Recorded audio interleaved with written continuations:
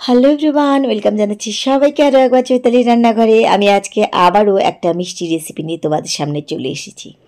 এর জন্য না লাগবে ছানা, না লাগবে খোয়া, শুধু মিষ্টি আলু দিয়ে, সিজনের এই মিষ্টি আলু দিয়ে আজকে তৈরি করে দেখাবো মিষ্টি আলুর পান্তুয়া বা রাঙা আলুর গোলাপ জামুন। একদম রসে টইটম্বু, নরম তুলতুলে, একদম বাড়িতে যদি পারফেক্টভাবে বানাও দোকানে গোলাপ জামুনের মতনই কিন্তু খেতে মনে হয়।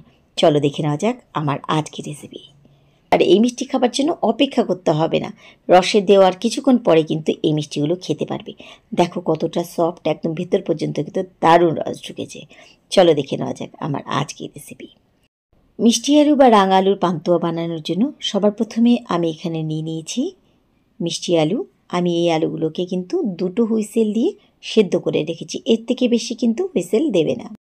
কুকারে যখন দুটো হুইসেল পড়ে যাবে সাথে সাথে কিন্তু নামিয়ে নেবে, নামিয়ে একটা ঠান্ডা জলে সাথে সাথে কিন্তু এই আলুগুলোকে দিয়ে দেবে, কিছুক্ষণ রেখে তারপরে তুলে নেবে। আলুগুলো যদি বেশি সেদ্ধ হয়ে যায় তাহলে মিষ্টি বানাতে কিন্তু একটু অসুবিধা হয়। যেমন যেমন করে আমি দেখাচ্ছি ঠিক তোমরা বাড়িতে এভাবে এই মিষ্টি আলুর রেসিপিটা বানিয়ে দেখো। যারা তোমার এই মিষ্টি আলুর গোলাপ জামুন একবার খাবে না, প্রতি বছর অপেক্ষায় থাকবে তোমার এই মিষ্টি আলুর গোলাপ জামুন খাওয়ার জন্য। বা এখন তো এই সিজন, এখন কিন্তু মাঝে মাঝে এই মিষ্টিটা বানানো। খুব ভালোভাবে রেসিপিটাকে ফলো করো যেন তোমাদেরও কিন্তু প্রথম চান্সে মিষ্টিটা খুব ভালো তৈরি হয়। তো প্রথমে আমি মিষ্টি আলুর খোসা ছাড়িয়ে নিচ্ছি। মিষ্টি আলুর খোসা এখানে আমি ছাড়িয়ে নিয়েছি। এবার খুব ভালোভাবে হাত দিয়ে একদম ভালোভাবে মিষ্টি আলুগুলোকে একটু চটকে নিচ্ছি, যেন কোনো রকমের ডেলা বা দলা না থাকে। খুব ভালোভাবে কিন্তু চটকে নিতে হবে। চাইলে তোমরা গ্রেটার দিয়ে ঘষে নিতে পারো। মিষ্টি আলুগুলো কিন্তু পারফেক্ট সেদ্ধ করতে হবে। প্রথমে বললাম কুকার দুটো হুইসেল দেওয়ার পরে সাথে সাথে মিষ্টি আলুগুলোকে নিয়ে একটু ঠান্ডা জলের মধ্যে রেখে দেবে কিছুক্ষণের জন্য, 5 মিনিটের জন্য। একটু যখন ঠান্ডা হয়ে যাবে জল থেকে তুলে নেবে, তাহলে দেখবে মিষ্টি আলুগুলো কিন্তু সেদ্ধ হয়ে আস্তে আস্তে শক্ত হয়ে গেছে। আর এটাই কিন্তু আমাদের লাগবে। খুব ভালোভাবে প্রথমে আমি মিষ্টি আলুগুলোকে চটকে নিলাম। এবার একটা অন্য বোলের মধ্যে আমি নিয়ে নিচ্ছি 2 টেবিল চামচ ময়দা। তার থেকে কিন্তু 1 চামচও বেশি ময়দা এখানে দেবে না। 2 টেবিল চামচ ময়দার থেকে বেশি দিলে পরে কিন্তু মিষ্টিগুলো ভালো হবে না, তাই এখানে 2 টেবিল চামচ ময়দাই নিতে হবে। এবার নিয়ে নিচ্ছি 1/4 কাপ মিল্ক পাউডার বা গুঁড়ো দুধ, যে কোনো ব্র্যান্ডের গুঁড়ো দুধ তোমরা এখানে নিতে পারো। সাথে দিচ্ছি দেখো একদম হাফ টিস্পুন বেকিং সোডা বা খাবার সোডা দিচ্ছি। বেকিং সোডা কিন্তু এর থেকে বেশি আর 1 ফোঁটাও দেবে না, একদম মেপে হাফ টিস্পুনই দেবে। প্রথমে এবার শুকনো উপকরণগুলোকে একটুখানি মিশিয়ে নিলাম। ব্যাস, এটা আমার তৈরি হয়ে গেল। এটাকে আমি পাশে রেখে দিচ্ছি। আর এবার যে মিষ্টি আলু আমি চটকে নিয়েছিলাম, এবার এর মধ্যে খুব ভালোভাবে একটু একটু করে শুকনো উপকরণগুলো মেশাবো। একবারে পুরোটা দেওয়ার দরকার নেই, কারণ অনেক সময় হয়তো পুরোটা দরকার নাও থাকতে পারে। তাই যে মাপটা আমি দিয়েছি ওখানে মিশিয়ে নেবে। নিয়ে এভাবে ভালোভাবে একটু ডেলা থাকলে পরে বা খোসা থাকলে পরে এটাকে ফেলে দিয়ে এবার এখানে একটু একটু করে চামচে করে দিয়ে দিয়ে একটু একটু করে আমাদের মাখতে হবে, একটা যেন সফট ডো তৈরি করতে হয়। তো এখানে একটু করে আমি নিয়েছি, প্রথমে নিলাম 2 চামচের মতন, দিয়ে আস্তে আস্তে করে মেখে নিচ্ছি। আর এর মধ্যে কিন্তু বাড়তি কোনো দুধ বা জল কিচ্ছু দেবে না। খুব ভালোভাবে এই শুকনো উপকরণটা দিয়ে ভালোভাবে প্রথমে আমাদেরকে মেখে নিতে হবে। এই মাখাটা যত ভালো হবে মিষ্টিগুলো কিন্তু তত নরম হবে আর খুব তাড়াতাড়ি হয়ে যাবে। নিজেরা যখন বানাবে দেখবে খুব তাড়াতাড়ি কিন্তু মিষ্টিগুলো তৈরি হয়ে যায়। তো এভাবে আমি একটু একটু করে দিয়ে ভালোভাবে মেখে নিচ্ছি। যে মাপটা আমি আজকে দিয়েছি এই মাপটা ফলো করে তুমি যত খুশি মিষ্টি আলু বা রাঙা আলুর পান্তুয়া বানাও, খুব ভালো কিন্তু মিষ্টি আলু পান্তুয়া তৈরি হবে। যখন এটা বানাবে দেখবে এত ভালো লাগছে, কারণ বানানোর সাথে সাথে এগুলো রসে পড়ার সঙ্গে সঙ্গে এত বড় হয়ে যায়, ফুলে আর এত নরম হয়ে যায় যে তুমি নিজে থেকে একটা মানসিক শান্তি পাবে যে কি দারুণভাবে বানিয়েছো। আর এর মধ্যে একটু ভালো ফ্লেভারের জন্য আমি এখানে দিয়ে দিচ্ছি 2 চামচের মতন ঘি। ঘি দিলে যে কোনো মিষ্টি ফ্লেভারটা টেস্টটাকে আরও বাড়িয়ে দেয়, তাই ঘি দেওয়া চেষ্টা করবে। এখানে সাদা তেলের জায়গায় কিন্তু 2 চামচ যেন ঘি হয়। ঘি দেওয়ার জন্য যেমন খুব সুন্দর একটা ফ্লেভার আসবে, তেমন কিন্তু স্কিনের যে টেক্সচারটা সেটা কিন্তু খুব স্মুথ হবে। তো আমি এখানে খুব ভালোভাবে মেখে নিয়েছি। এবার এখান থেকে একটু একটু করে লেচি নিয়ে এটাকে মিষ্টি শেপ দিচ্ছি। তোমরা চাইলে এটাকে গোল গোল বানাতে পারো রসগোল্লার মতন, গোলাপ জামুনের মতন, বা ল্যাংচার মতো লম্বা বানাতে পারো।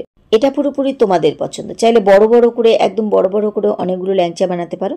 তো আমি এভাবে কিছুটা এভাবে গোল গোল করে বানাচ্ছি, আর কিছুটা একদম ছোট সাইজের ল্যাংচার মতন বানিয়ে নিচ্ছি। তো মিষ্টিগুলো আমার এখানে বানানো হয়ে গেছে। চলো এবার মিষ্টিগুলোকে ভেজে নিই। মিষ্টি ভেজে নেওয়ার জন্য আমি এখানে কড়াইতে নিয়েছি সাদা তেল। তেল একটুখানি গরম হয়ে গেলে, হালকা গরম লাগবে আমাদের, মিষ্টিগুলো আমি ছেড়ে দিচ্ছি। একবারে অনেকগুলো মিষ্টি দেবে না, তেলের মধ্যে ডুবে থাকতে পারে এমনভাবে অল্প অল্প করে মিষ্টি ভাজবে। তাতে কি হবে, তোমার 2 লটের জায়গায় 3 লটও যদি ভাজতে হয় তাতে কিন্তু অসুবিধা হবে না, মিষ্টিগুলো কিন্তু খুব ভালো তৈরি হবে। তো মিষ্টিগুলো কিন্তু প্রথম অবস্থাতে খুব নরম থাকে, তাই খুব জোরে জোরে এটাকে নাড়াঘাটা করবে না। খালি 2 থেকে 3 মিনিট পরে একটুখানি এভাবে জায়গা থেকে সরিয়ে দেবে, কারণ মিষ্টি আলু খুব নরম তো, তাই এই সময় কিন্তু কড়াইতে লেগে যাবার ভয় থাকতে পারে। তাই খুব কিন্তু এর সঙ্গে জোরাজোরি করবে না, একদম 2 থেকে 3 মিনিট পরে আস্তে আস্তে করে ঠেলে দেবে।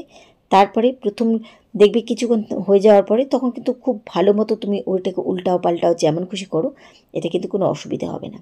দেখো মিষ্টিগুলো হালকা একটু কালার ধরে গেছে। তো স্বভাবতই পান্তুয়া বা গোলাপ জামুনের যে রঙটা হয় সেটাই আমরা বানাবো, সেই জন্য এটাকে আমি ডিপ কালার করে এভাবে ভেজে নিয়েছি। তোমরা যদি আরও ডিপ কালার বানাতে চাও তাহলে আরেকটুখানি কিন্তু এরকম তেলের মধ্যে ভেজে নেবে। তো প্রথম লটে আমার এখানে পান্তুয়াগুলো আমি ভেজে তুলে নিচ্ছি। খুব সুন্দরভাবে হয়েছে, দেখো একটাও কিন্তু ফাটেনি। এবার ঠিক যেভাবে আমি ল্যাংচা শেপ দিয়েছিলাম ওই মিষ্টিগুলোকে এর মধ্যে দিয়ে দিচ্ছি, দিয়ে একইভাবে এই মিষ্টিগুলোকে ভেজে তুলে নিচ্ছি। এই মিষ্টিগুলোকে লাল করে ভেজে নিচ্ছি। ফেসবুক পেজে বা ইউটিউব চ্যানেলে কিন্তু আমার অনেক রকম মিষ্টি রেসিপি দেওয়া আছে, যেটা বাড়িতে তোমরা কিন্তু ছানা খোয়া ছাড়া খুব সহজে বানিয়ে নিতে পারবে। আটার গোলাপ জামুন, ময়দার গোলাপ জামুন, শুধু সুজি দিয়ে গোলাপ জামুন, অনেক রকম মিষ্টি রেসিপি দেওয়া আছে। চাইলে কিন্তু তোমরা প্রত্যেকটা বাড়ির ছোটো ছোটো অকেশনে কিন্তু এভাবে বানিয়ে সবাইকে খাইয়ে কিন্তু সবাইকে সারপ্রাইজ করতে পারো।